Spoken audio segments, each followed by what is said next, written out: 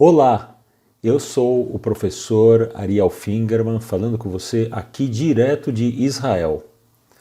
E hoje eu quero aproveitar esse encaminhamento para o final de ano e é a época de um balanço das nossas vidas, do que foi esse ano que está se encaminhando para o final e também para a virada do ano, o início de um ano novo com novas energias, novos significados que a gente quer dar para 2024. Então, nada melhor nesse final de ano que trazer aqui o espetacular legado de Viktor Frankl, esse médico neurologista, discípulo direto de Freud e sobrevivente do nazismo. E o Viktor Frankl foi considerado nos Estados Unidos entre os 10 mais importantes autores publicados naquele país, olha só. E de uma maneira geral, global do pensamento do Viktor Frankl e da ação do Viktor Frankl, a gente diz que é essencial para o nosso equilíbrio, até para a nossa felicidade, a gente sempre tem em vista um sentido para as nossas vidas. E hoje eu queria falar, de acordo com o Viktor Frankl, sobre a maneira mais básica e mais essencial para a gente encontrar sentido nas nossas vidas, que é o nosso trabalho.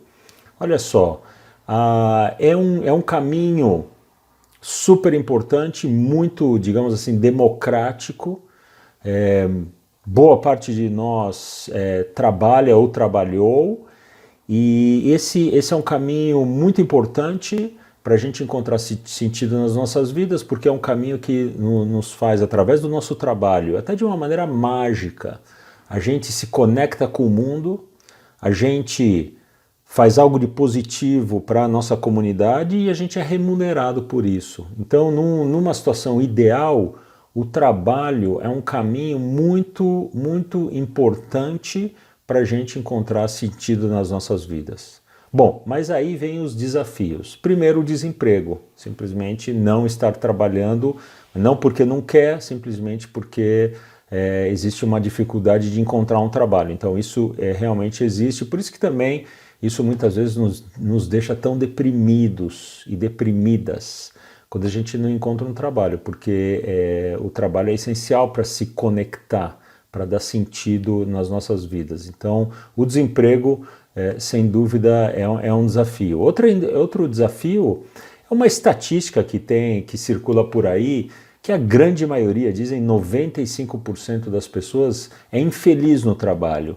Ou seja, essa infelicidade, o que é? Ela pode ser o salário, mas a maior parte das vezes não há sentido no trabalho. O trabalho vira algo mecânico, o trabalho não dá aquela satisfação, aquele equilíbrio que a gente busca, até aquela felicidade, então tem uma infelicidade no trabalho. E também acontece em nossas vidas um trabalho que no passado teve um significado, um sentido, e agora não tem mais, perdeu no meio do caminho o sentido nesse trabalho. Então existem desafios. E o que o Viktor Frankl e também alguns de seus discípulos que vieram em seguida nos apontam como um bom caminho para a gente reencontrar o sentido através do trabalho. Primeiro, um trabalho que a gente considera rotineiro buscar nesse trabalho um novo sentido. Por exemplo, indo uma coisa bem básica, por exemplo, a pessoa vende sorvete na praia. Olha só, um trabalho bem básico que a gente podia até falar, isso aí não tem sentido algum. Mas se essa pessoa ela tem na consciência dela que ela está trazendo para a praia um produto de qualidade e também está vendendo esse produto por um preço justo, não está abusando daquelas pessoas que não tem muitas opções lá, está na praia, então está com um produto bom e num bom preço, essa pessoa vai ter um grande sentido, ela vai acordar de manhã e vai falar, olha, eu vou na praia porque eu vou dar para aquelas pessoas um bom serviço, um bom produto. Olha só, então eu vou ressignificar, dar um novo sentido a um trabalho que talvez tenha caído na rotina. Uma outra situação é a pessoa empregada, ou seja, a pessoa não é ela, não é ela que começou todo esse trabalho, não é ela que começou, que implantou o trabalho, não é ela, essa pessoa não tinha a visão inicial do trabalho.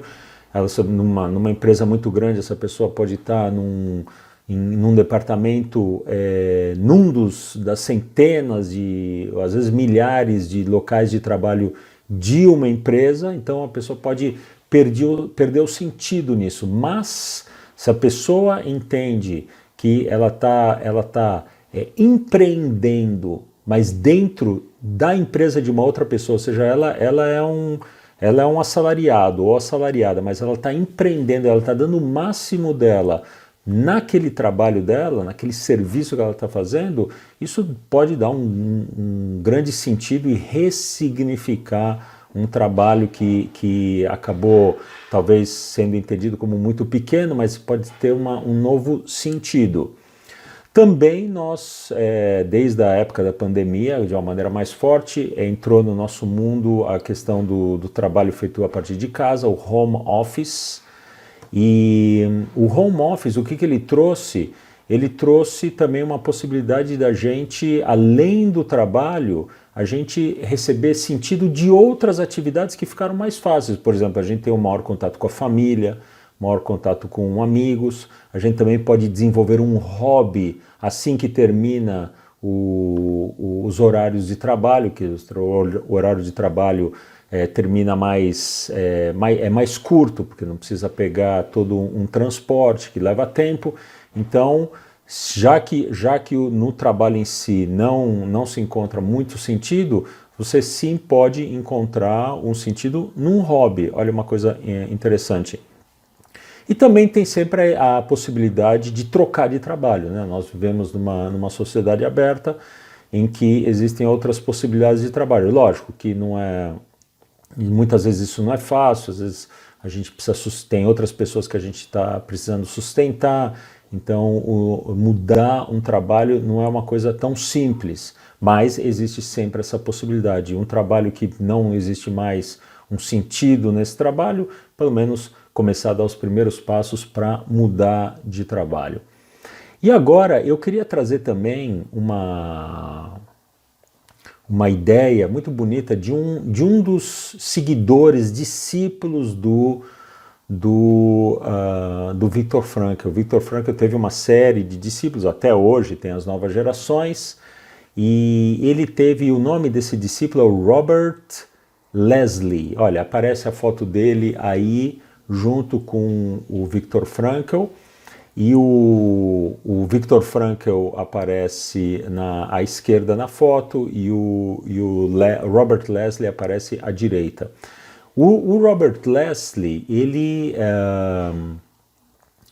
também trouxe uma ideia muito interessante, que é que nem sempre o sentido a gente vai encontrar no trabalho. Às vezes, na nossa vida, o trabalho se apresenta ou se solidificou como um lugar realmente para a gente trazer o sustento para as nossas vidas, e não é justamente no trabalho que a gente vai encontrar muito sentido. Isso é uma coisa que toca muita gente no nosso mundo. Então, se torna até irrealista para certas pessoas que chegaram num equilíbrio em suas vidas em que o sentido não está lá no trabalho. Então não adianta ficar modificando muito no próprio trabalho ou sair de um trabalho para outro trabalho na mesma área, que vai continuar na mesma situação. Então o Robert Leslie teve essa ideia interessante, que realmente para não